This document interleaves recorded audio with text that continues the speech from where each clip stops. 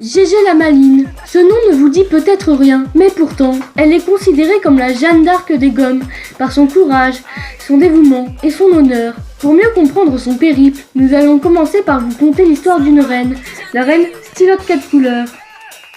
Au jour d'aujourd'hui, 48 ans se sont écoulés depuis cette terrible période qui dura 10 ans. La cause, cette reine, ou plutôt cette dictatrice, Stylotte 4 couleurs, qui a voulu se venger des gommes qui, lors de sa plus tendre enfance, lui avaient volé son seul ami, l'hostie, leur coutrecar.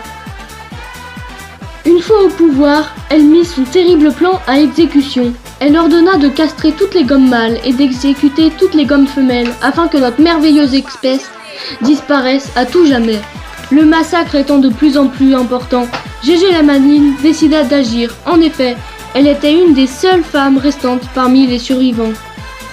Avec son fidèle acolyte Raymond, ils se firent un implant cérébral leur permettant de développer de nombreuses capacités physiques et mentales, comme une discrétion extrême, un changement de voix, de la souplesse, de grandes qualités intellectuelles. Bref, ils étaient des super-héros.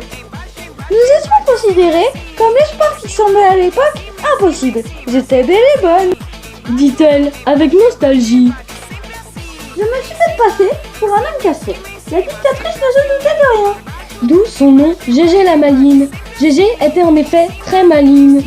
Avec Raymond, nous avons introduit le laboratoire du palais et avons modifié le produit de castration qui, après modification, rendait les hommes très fertiles. Donc, les implants cérébraux marchaient bien. Ils les ont rendus bel et bien plus intelligents et plus constructifs. Le produit rendait même la mutation et l'évolution possible, car à l'époque, nous étions tous pareils. Donc, que de changements. Voyons maintenant avec Raymond, son fidèle acolyte, car lui aussi, je ne sais pas si c'est vraiment bien, mais est toujours vivant. Nous avons volé un échantillon du produit pour le ramener aux gommes chercheuses afin de l'examiner et peut-être même trouver un remède pour les gommes déjà castrées.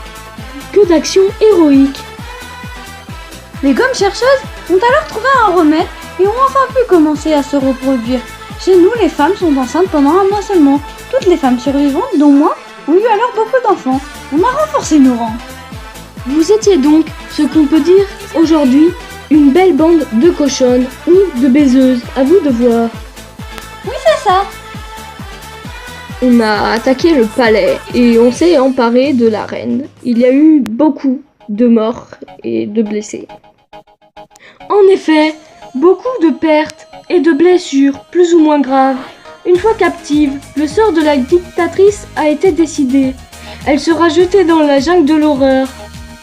Réputée pour ses bombes nauséabondes tombant du ciel et pour ses monstres géants faisant plus de 300 mètres. Nous supposons qu'elle est décédée, mais derrière elle, elle a laissé une trace, son fils, Renaud, qui fut longtemps son esclave morale et sexuelle.